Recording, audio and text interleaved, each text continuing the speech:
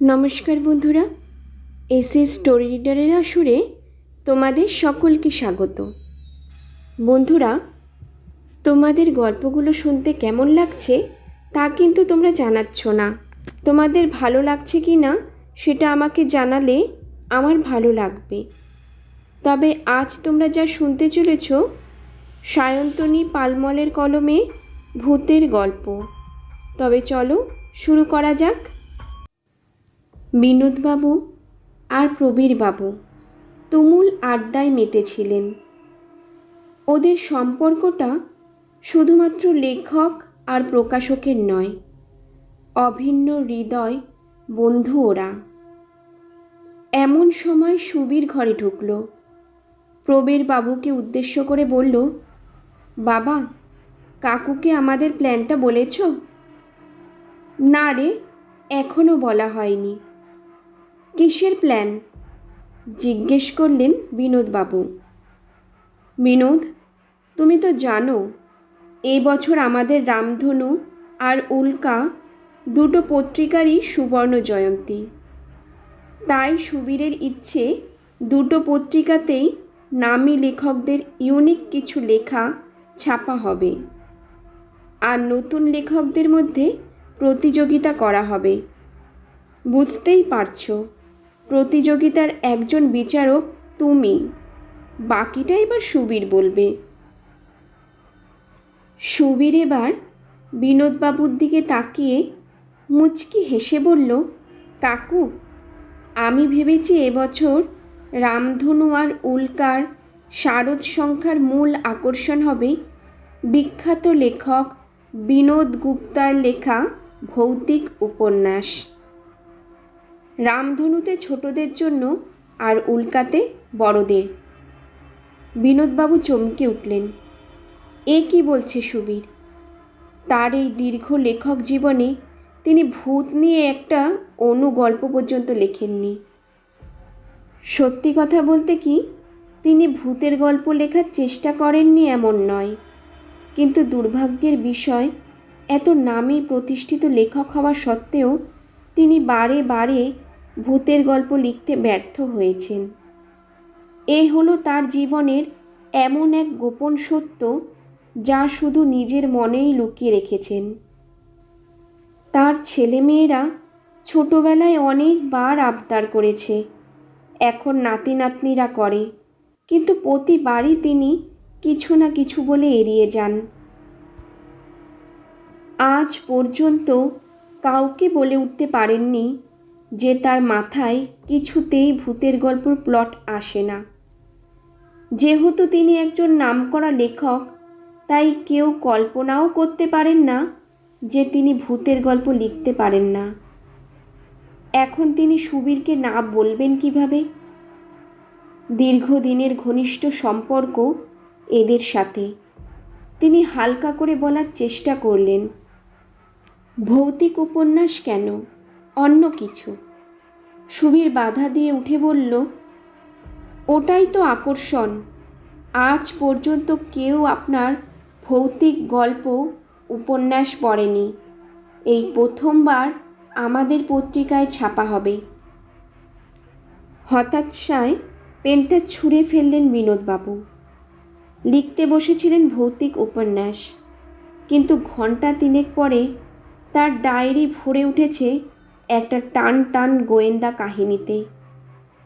আগের দিন তো আরও যাচ্ছে তাই কাণ্ড ঘটে গেল। বাড়ির সবাই সন্ধেবেলা মার্কেটিং করতে বেরিয়ে যাবার পর বিনোদবাবু সারা বাড়ির আলো নিভিয়ে মোমবাতি জ্বালিয়ে লিখতে বসেছিলেন। তার ধারণা হয়েছিল এরকম পরিবেশে মাথায় প্লট আসবে, কিন্তু শেষমেশ হাওয়ায় মোমবাতি গেল নিভে।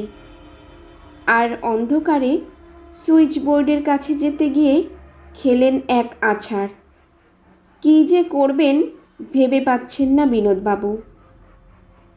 সুবীরের কাছে বোধহয় মুখ দেখাতে পারবেন না।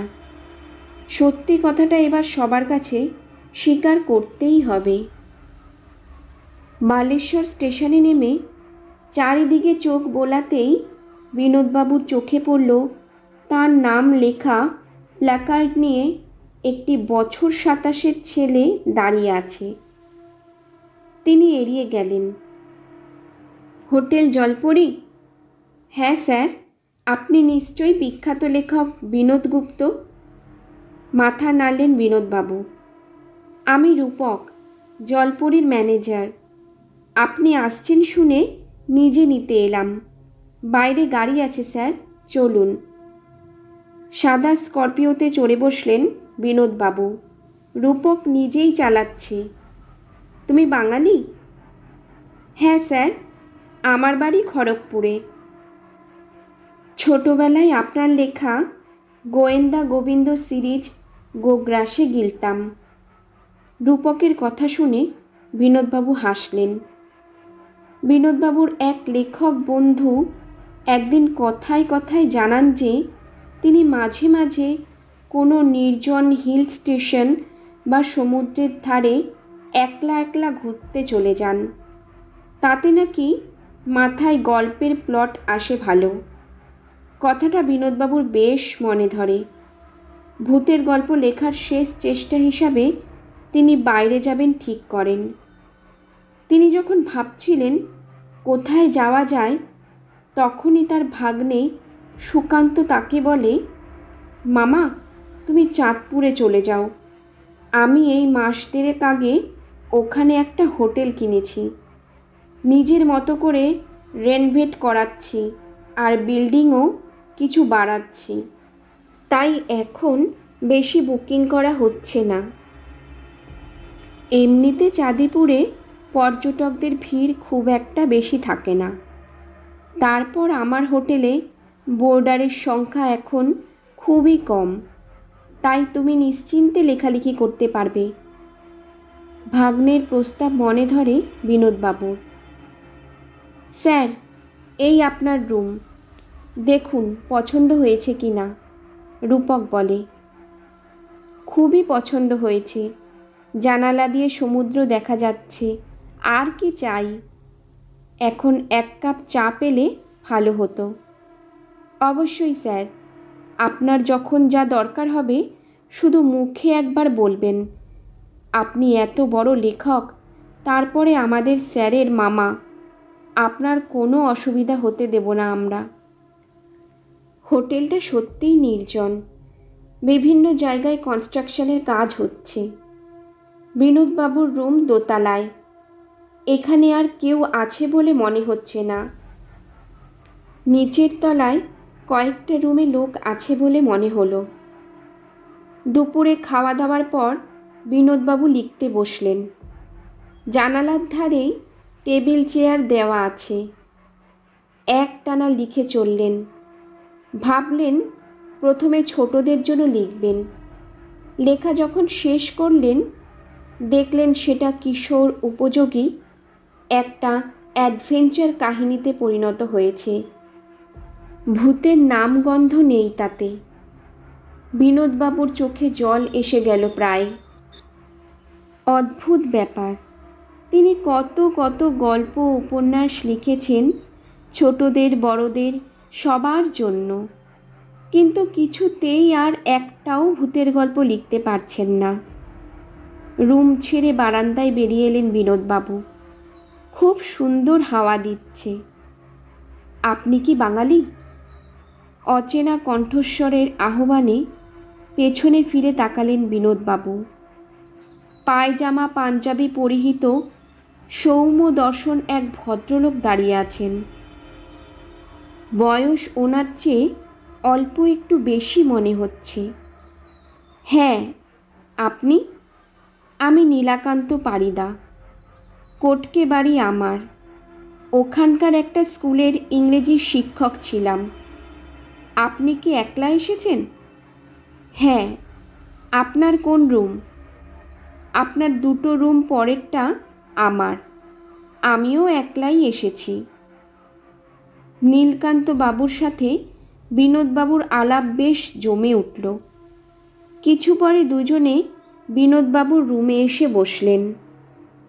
ভারী অমায়িক ভদ্রলোক, আর সেই সঙ্গে বিভিন্ন বিষয়ে জ্ঞানও আছে। এমন আন্তরিকভাবে কথা বলছেন যেন বিনোদবাবুর কত দিনের চেনা। বিনোদবাবু শেষমেশ মনের দুঃখ আর মনে চেপে রাখতে পারলেন না। নীলকান্ত বাবুকে তার ব্যর্থতার কথাটা বলেই ফেললেন। নীলকান্তবাবু মন দিয়ে সব শুনলেন। তারপর বললেন, আপনার সমস্যাটা কোথায় হচ্ছে জানেন? আপনি ভূতের গল্প লিখতে বসলেই শুরুতেই ভেবে নিচ্ছেন ভয়ানক কিছু লিখতে হবে, ভয়াবহ পরিবেশ সৃষ্টি করতে হবে, মাথায় অতিরিক্ত চাপ নিয়ে ফেলছেন। আপনার 5টা গল্প যেভাবে লেখেন সেইভাবে লেখার চেষ্টা করুন। ধরে নিন না, আত্মাও খুব স্বাভাবিক একটা ব্যাপার, মানুষের মতো তারাও আছে জগতে। গল্পের প্লট মাথায় এমনিই চলে আসবে, জোর করে ভাবার দরকার নেই, বুঝলেন? এই পর্যন্ত বলে নীলকান্তবাবু পকেট থেকে একটা নীল পার্কার পেন বার করে বিনোদবাবুকে দিয়ে বললেন, আমাদের এই নতুন বন্ধুত্বের চিহ্নস্বরূপ এই পেনটা আপনাকে উপহার দিলাম। এবার এটা দিয়ে একটা ফাটাফাটি ভৌতিক উপন্যাস লিখে ফেলুন দেখি। নীলকান্তবাবু তার রুমে ফিরে যাবার পর বিনোদবাবু একবার ভাবলেন সমুদ্রের দিক থেকে একবার ঘুরে আসবেন, কিন্তু তারপরই সিদ্ধান্ত বদল করে উপহার পাওয়া পেনটা নিয়ে আবার লিখতে বসলেন। স্যার স্যার শুনছেন? রূপকের ডাকে সম্বিত ফিরল বিনোদবাবুর। কাচুমাচু হয়ে সে বলল, স্যার জানি লেখার সময় আপনাকে বিরক্ত করা ঠিক নয়, কিন্তু রাত 11টা বেজে গেছে। আমাদের স্টাফরা এবার কাজ গুছিয়ে শুয়ে পড়বে, আবার তো ওদের ভোর থেকে উঠে পড়তে হয়। তাই বলছিলাম কি, আপনি যদি রাতের খাবারটা খেয়ে নিতেন। বিনোদবাবু অবাক হয়ে বললেন, রাত 11টা বেজে গেছে? হ্যাঁ স্যার, আপনি খুব মন দিয়ে লিখছিলেন বলে খেয়াল করেননি।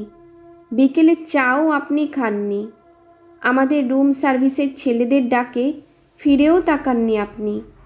আমি নিজে এসেছিলাম রাতে কী খাবেন জানতে, কিন্তু আপনি মন দিয়ে লিখছিলেন, কিছুই বললেন না। তাই আমি নিজেই আপনার ডিনারের মেনু ঠিক করেছি বাধ্য হয়ে। বিনোদবাবু হতভম্ব হয়ে গেছেন। তোমরা এতবার আমাকে ডেকেছ? হ্যাঁ স্যার, আমি তো আপনার পাশে দাঁড়িয়ে আপনাকে ডেকেছি। ও আচ্ছা, সরি, বুঝলে লেখায় মগ্ন হয়ে গেছিলাম। অপ্রস্তুত হয়ে বললেন বিনোদবাবু। না না স্যার, কি বলছেন আপনি? খাবার এনেছি, আপনি খেয়ে নিন। বিনোদবাবু গোগ্রাসে খেতে আরম্ভ করলেন। এত খিদে পেয়ে গেছে বুঝতেই পারেননি। খাওয়া শেষ করে নিজের লেখার খাতার দিকে মনোনিবেশ করলেন। পাতার পর পাতা উল্টে যাচ্ছেন আর অবাক হয়ে যাচ্ছেন। ছোটদের জন্য ভারী মজাদার একখানা ভৌতিক উপন্যাস লিখে ফেলেছেন তিনি। সেটা শেষ করে দ্বিতীয় উপন্যাসটায় চোখ বোলাবার সময় তার নিজেরই ভয়ে গায়ের লোম খাড়া হয়ে উঠল। এটা উল্কার জন্য দিলে সুবীর তো লুফে নেবে। বিনোদবাবুর নিজেরই বিশ্বাস হচ্ছে না যে উনি এই উপন্যাস দুটো লিখেছেন। বিস্মিত বিনোদবাবু ভাবতে বসলেন যে এটা কী করে সম্ভব হলো। তার এতদিনের ব্যর্থতা মাত্র কয়েক ঘন্টায় সাফল্যে বদলে গেল। তবে কি নীলকান্তবাবুর পরামর্শ মাথায় রেখে লিখতে বসেছিলেন বলেই এমনটা ঘটল? কাল সকালেই নীলকান্তবাবুকে ধন্যবাদ জানাতে হবে। নীলকান্তবাবুর রুমের দরজায় তালা দেখে বিনোদবাবু হতাশ হয়ে পড়লেন। ভদ্রলোক কি হোটেল ছেড়ে দিলেন? পর মুহূর্তেই বিনোদবাবুর মনে হলো উনি তো সমুদ্রের ধারে ঘুরতেও যেতে পারেন। আজ তিনি নিজেও যাবেন, আর তো ভূতের গল্পের চাপ নেই। বিনোদবাবু নিচে নেমে এসে ম্যানেজারের অফিসে গেলেন। ছোট্ট ছিমছাম অফিস। ম্যানেজারের চেয়ারে রূপক বসে আছে। তার উল্টো দিকের চেয়ারে এক ভদ্রলোক বসে কথা বলছেন। বিনোদবাবুকে দেখে রূপক শশব্যস্ত হয়ে উঠে দাঁড়ালেন। স্যার, আপনি কষ্ট করে নামলেন কেন? ফোন করলেই যা দরকার সব পাঠিয়ে দিতাম। কষ্টের কি আছে? আমি এখনও এত বুড়ো হইনি যে সিঁড়ি ভেঙে নামতে পারবো না। আমি ভাবলাম তোমার সঙ্গে এক কাপ চা খেয়ে সমুদ্রের দিকে যাব।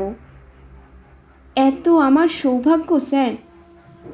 3 কাপ চায়ের অর্ডার দিয়ে রূপক অন্য ভদ্রলোকটির উদ্দেশ্যে বলল, দেবেনবাবু, আমি এনার কথাই বলছিলাম, বিখ্যাত সাহিত্যিক বিনোদ গুপ্ত। আর স্যার, ইনি দেবেন মোহান্তি। আগের মালিকের আমলে এই হোটেলের ম্যানেজার ছিলেন। দেবেনবাবু নমস্কার করে বললেন, এদিকে কাজে এসেছিলাম, তাই একবার ঢুকে গেলাম। পুরনো কাজের জায়গা। বিনোদবাবু একটু হাসলেন। তারপর রূপককে জিজ্ঞেস করলেন, আচ্ছা, 12 নম্বর রুমের নীলাকান্তবাবু কোথায় গেছেন বলতে পারবে? উনি বেড়াতে গেছেন কোথাও, না বাড়ি চলে গেলেন? যদি বাড়ি ফিরে গিয়ে থাকেন তাহলে তোমার রেজিস্টার থেকে ওনার ঠিকানাটা আমাকে দিও। রূপক অবাক হয়ে বলল, স্যার, ওই রুমে তো কেউ নেই। ইনফ্যাক্ট ওই ফ্লোরে আপনি ছাড়া আর কেউই নেই। আপনার লেখালেখির সুবিধার জন্য সুকান্ত স্যার ওই ফ্লোরে আপনার রুম দিতে বলেছিলেন। কি কি যা তা বলছো তুমি?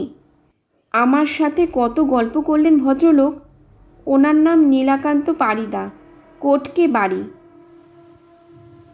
স্যার, ওই নামে কোনো বোর্ডার নেই এখানে। আপনি চাইলে রেজিস্টার দেখুন। এতক্ষণে দেবেনবাবু মুখ খুললেন। যদি কিছু মনে না করেন, কি হয়েছে আমাকে একটু খুলে বলবেন? বিনোদবাবুর কাছে নীলাকান্তবাবু সম্পর্কে সব শুনে দেবেনবাবু বললেন, কি হয়েছে আমি বুঝতে পারছি। আমি আপনাদের কিছু কথা বলছি। বিশ্বাস করা না করা আপনাদের ব্যাপার। একটু থেমে দেবেনবাবু শুরু করলেন। নীলাকান্ত পারিদাও একজন লেখক ছিলেন, তবে উনি শুধু ভূতের গল্প লিখতেন আর অল্প স্বল্প গোয়েন্দা কাহিনী। সেই কারণেই বিনোদবাবু আপনি লেখক হওয়া সত্ত্বেও ওনার নামের সাথে পরিচিত নন। তবে উড়িষ্যাতে শিশু কিশোরদের মধ্যে উনি ভীষণ জনপ্রিয় ছিলেন। ওনার লেখা এক একটা ভূতের গল্পের বই নিয়ে বাচ্চাদের মধ্যে কাড়াকাড়ি পড়ে যেত। আজ থেকে 4 বছর আগে নীলাকান্তবাবু একদিন এই হোটেলে এসে ওঠেন, আপনার মতনই একটু নির্জন লেখালেখির উদ্দেশ্যে। ওই 12 নম্বর রুমে ছিলেন উনি, আর ওনার পাশে 13 নম্বরে ছিল 3টে কম বয়সী ছেলে। সেদিন রাতে তুমুল ঝড় বৃষ্টি হচ্ছিল। ওই 3টে ছেলে বহু রাত পর্যন্ত তুমুল হই হুল্লা করছিল। নীলাকান্ত বাবু না লেখালেখি করতে পারছিলেন, না ঘুমোতে পারছিলেন। উনি আমাদের বলায় আমরা ছেলেগুলোকে বারণ করে আসি, কিন্তু তারা ছিল বেপরোয়া। তারা না থামায় নীলাকান্তবাবু নিজেই তাদের রুমে যান, আর সেখানেই বিপদ ঘটে।